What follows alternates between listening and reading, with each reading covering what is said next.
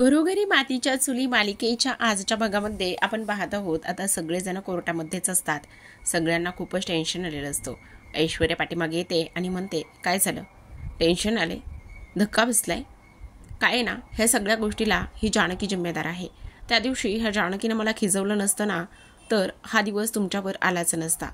हे सगळं तुमच्या ह्या लाडक्या जानकीमुळे झालेलं आहे, समजलं तुम्हाला? तेव्हा लगेच जानकी म्हणत असते, तू काळजी करू नकोस ऐश्वर्या त्या सगळ्या गोष्टींची.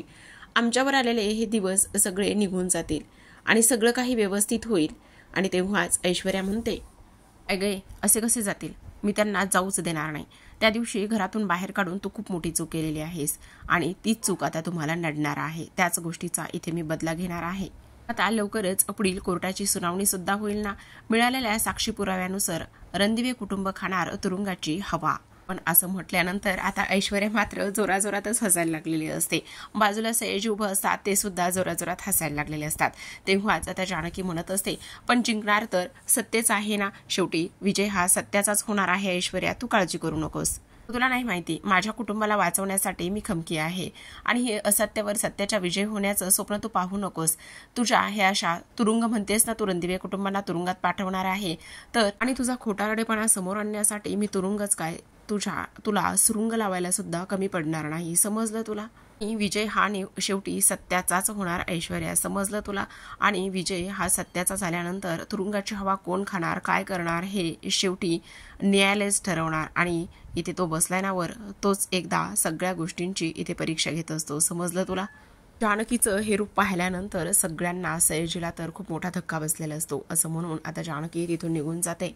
तर आता ऐश्वर्या हसतच असते. इकडे लताबाई समोर मास्कमॅन असतो, कारण आपण काल पाहिलं होतं की लताबाईंना तो म्हटला होता, तुमच्या मुलींना तुम्हाला बोलायचं आहे का, तुमच्या मुलींना तुम्हाला काही मेसेज द्यायचा आहे का, सांगा, द्यायचा असेल मेसेज काही तर. आणि म्हणूनच तो स्वतःच्या खिशातला मोबाईल काढतो. स्वतःच्या खिशातला मोबाईल काढल्यानंतर लगेचच लताबाईंच्या समोर तो मोबाईल धरतो. तेव्हा लगेचच कॅमेरा ऑन करतो आणि म्हणत असतो, बोला लताबाई, इथे तुम्हाला तुमच्या मुलीला काही मेसेज द्यायचा आहे का, काही व्हिडिओ इथे शूट करायचा आहे का? आणि तेव्हाच लताबाई एकदम जीव कोटून बोलायला सुरुवात करतात, कारण ह्याने इथे व्हिडिओ प्ले केलेला असतो. आता लताबाई म्हणत असतात, जानकी बाळा, मला माहिती आहे तुला माझी काळजी आहे, पण तू माझी काळजी करू नकोस. मी ठीक आहे, मी व्यवस्थित आहे आणि तू माझ्यासाठी खचून जाऊ नकोस. आणि तेव्हा हे सगळं ती बोलत असते. तर इकडे त्याने हा व्हिडिओ इथे शूट केलेला असतो, पण या व्हिडिओमध्ये सुद्धा आणखी त्याने एक पाठ टाकलेला असतो, तो स्वतःचा. तो पाठ काय आहे हे आपण नंतर पाहणारच आहोत. तर आता इकडे सगळेजण घरी येऊन बसलेले असतात. सगळेजण अगदीच विचारामध्ये आणि त्याचबरोबर धक्क्यामध्ये असतात, कारण इथे कोणाला काहीच सुचत नसतं. कारण आता इकडे ऐश्वर्याने पूर्ण रणदिवे कुटुंबावरती केस टाकलेली असते आणि त्यामुळे आता सगळेजणच जेलमध्ये जातील की काय असे सगळ्यांना भीती वाटलेली असते.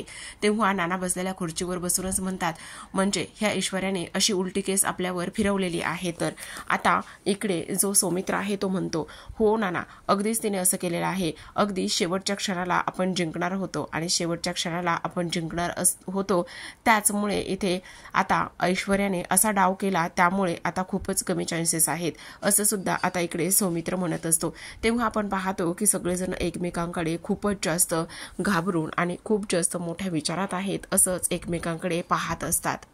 सारंग म्हणत असतो, पण मला एक गोष्ट कळत नाही, तो जो काही व्हिडिओ आहे ना, तो कुणी शूट केला हेच कळत नाही. तेव्हाच इकडे आता ऋषी म्हणत असतो, अरे अजून कोण, त्या ऐश्वर्याच्या मैत्रिणी, त्यानेच तो व्हिडिओ शूट केला असेल ना.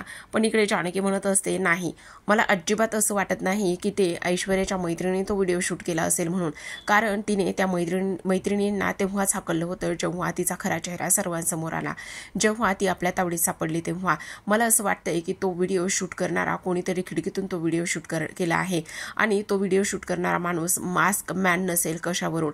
मला तर 100% वाटतंय की हा मास्क मॅनच आहे, कारण त्या दिवशी लग्नाच्या वेळेस सुद्धा, हळदीच्या दिवशी मी त्यांना आपल्या घराच्या बाहेर पाहिलं होतं.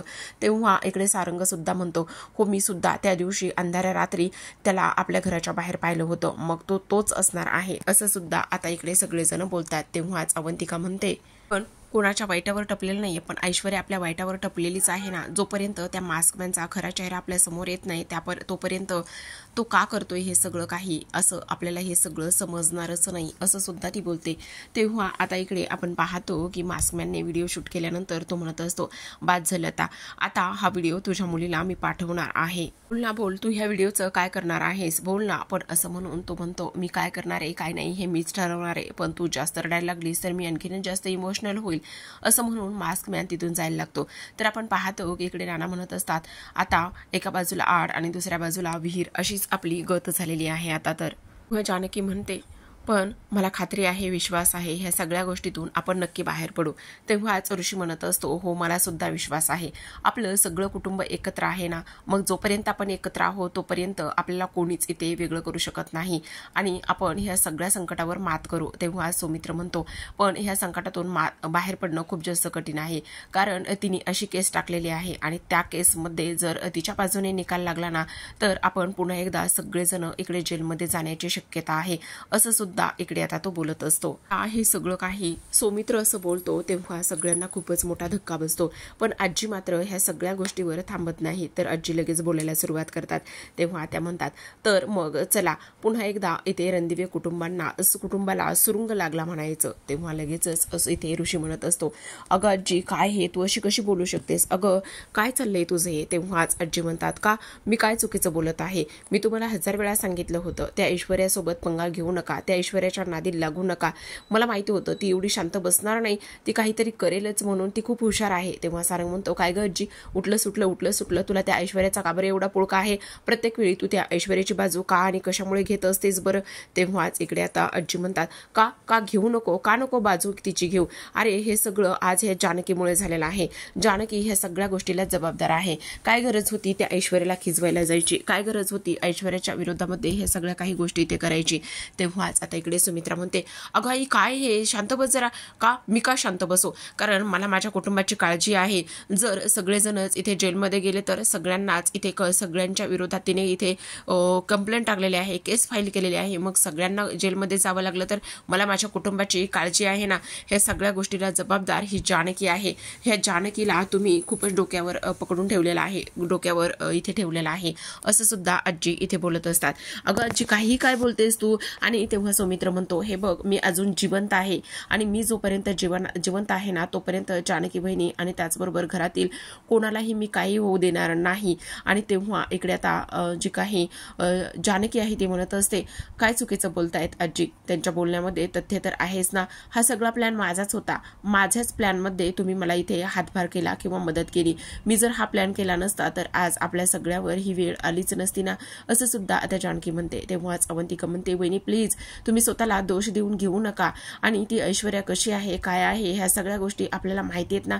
पण तेव्हा आता इकडे जानकी रडायला लागते आणि म्हणते, नाही आज माझ्यामुळे तुम्हा सगळ्यांचे हे हाल झालेले आहेत, उलट मी तुम्हा सगळ्यांची माफी मागायला हवी, असं जानकी म्हणत असते, आणि आज माझ्यामुळे माझ्या कुटुंबावर ही अवस्था आलेली आहे. तेव्हाच आजी हसायला लागतात आणि म्हणत असतात, हो आता बरं हिला सगळं काही कळलेलं आहे, आता बघा शेवटी धडा कोणी कोणाला शिकवला, ऐश्वर्यानेच ना. तर आपण पाहतो की इथे सयाजी काका की खरंच हसत असतात. ऐश्वर्या म्हणत असते, धडा तर चांगला शिकवलेला आहे, खरी मजा तर आता आलेली आहे. आणि तेव्हा आता सगळं रणदिवे कुटुंब जे आहे ना ते अगदीच हादरलेलं असेल, काही जरी झालं ना तरी सुद्धा ह्या सगळ्या गोष्टीतून ते रणदिवे कुटुंब अजिबात बाहेर पडणार नाही, चांगलाच झटका त्या रणदिवे कुटुंबाला लागला आहे, असं सुद्धा आता इकडे ते बोलत असतात. अगं तुला सांगू का, आता त्यांची अशी गोची झालेली आहे ना, त्या सगळ्यामधून ते सुटणं आणि बाहेर येणं अगदी अशक्य आहे, काही जरी झालं ना तरी सुद्धा आता आपल्याला खूपच मजा येणार आहे ह्या सगळ्या गोष्टी इथे एन्जॉय करताना. तेव्हाच आता ऐश्वर्या म्हणत असते, हो डॅडा तुम्ही म्हणताय ते अगदी बरोबर आहे बघा, पण ऐशू मला एक गोष्ट सांग, इथे जो मास्कमॅन आहे तो कोण आहे काय आहे ह्या गोष्टी तर आपल्याला समजायला हव्या ना, कारण तो मास्कमॅन तुझी मदत करतोय पण त्याचा चेहरा त्याने दाखवलेला नाहीये. आता तो तुझी मदत करतोय खरंय, पण त्यामागचा हेतू काय आहे, आणि जर ऐनवेळी त्याने तुला गंडवलं, ऐनवेळी त्याने तुला फसवलं तर काय करणार आहेस ऐशू बेटा, बोल ना. मग आपल्याला गाफील राहायला नको. तो मास्क मॅन कोण आहे, तो तुला अशीच कशी मदत करू शकतो, हे सुद्धा आपण इथे शोधलं पाहिजे ऐशू. तेव्हाच ऐश्वर्या म्हणत असते, डॅडा तुम्ही म्हणताय ते सुद्धा अगदीच बरोबर आहे बघा.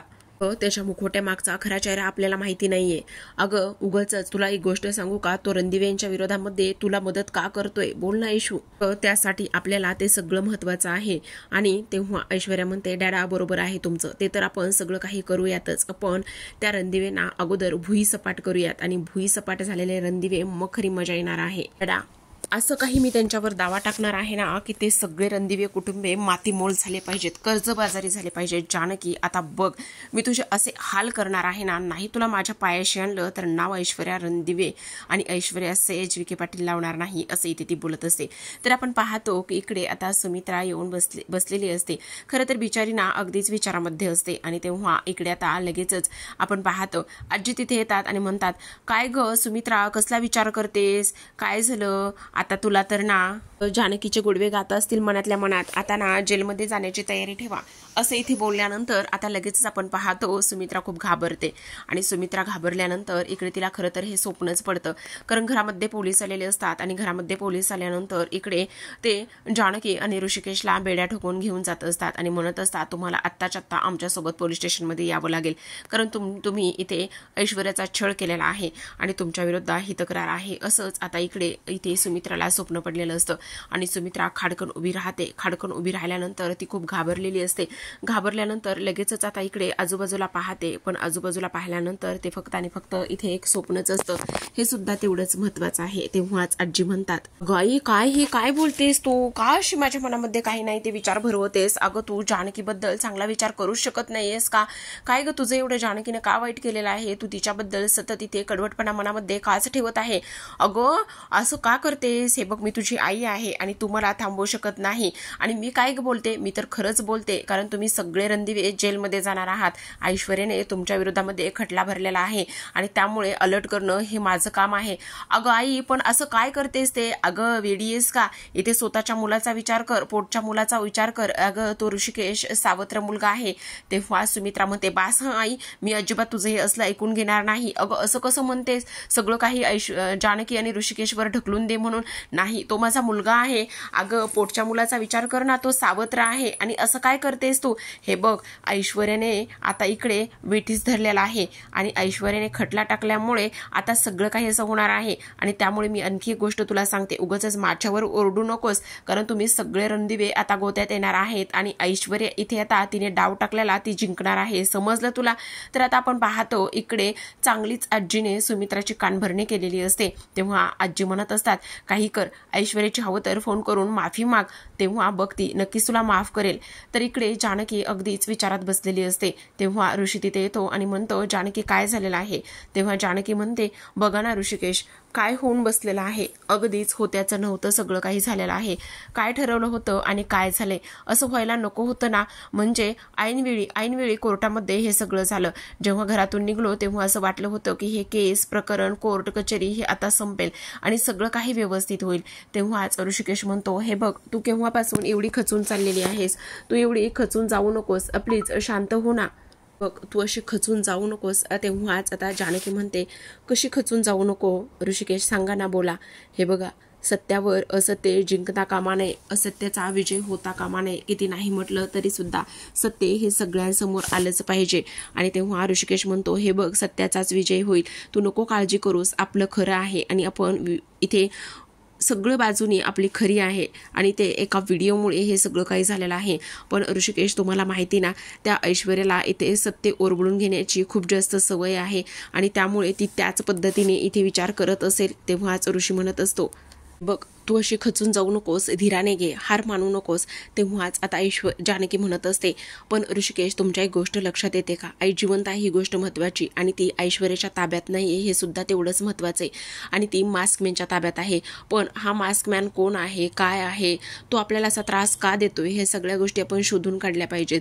ह्या मास्कमॅनला शोधलं पाहिजे. तेव्हाच आता ऋषी म्हणत असतो, हे बघ, तू नको काळजी करू, मी आत्ता पोलीस स्टेशनमध्ये चाललेलो आहे सुमित्रेला घेऊन.